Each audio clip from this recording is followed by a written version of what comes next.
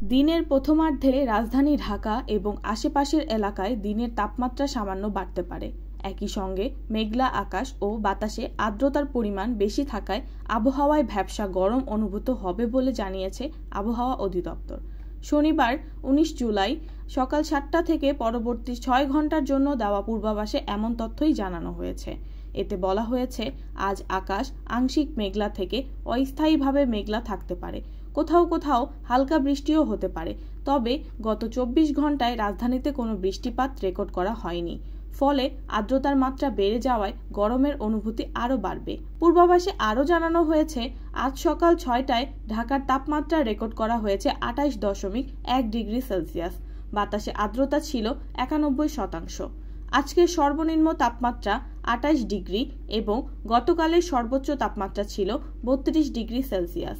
আবহাওয়া অফিস জানিয়েছে, দিনের তাপমাত্রা আরও সামান্য বৃদ্ধি পেতে পারে। এছাড়া দক্ষিণ অথবা দক্ষিণ পশ্চিম দিক থেকে ঘন্টায় ১০ থেকে ১৫ কিলোমিটার গতিতে বাতাস বইতে পারে বলে পূর্বাভাসে বলা হয়েছে। ফলে ঢাকায় সারাদিনই গরম ও অস্বস্তিকর আবহাওয়া বিরাজ করতে পারে।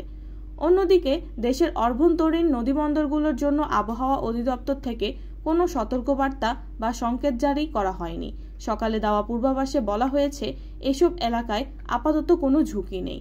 এছাড়া গতকাল রাতে দেওয়া সারা দেশের আবহাওয়ার পূর্বাভাসে জানানো হয়েছে, আজ সন্ধ্যা ৬টার মধ্যে চট্টগ্রাম ও সিলেট বিভাগের অনেক জায়গায় এবং রংপুর, রাজশাহী, ঢাকা, ময়মনসিংহ, খুলনা ও বরিশাল বিভাগের কিছু কিছু জায়গায় অস্থায়ীভাবে দমকা হাওয়াসহ হালকা থেকে মাঝারি ধরনের বৃষ্টি বা বজ্রসহ বৃষ্টি হতে পারে।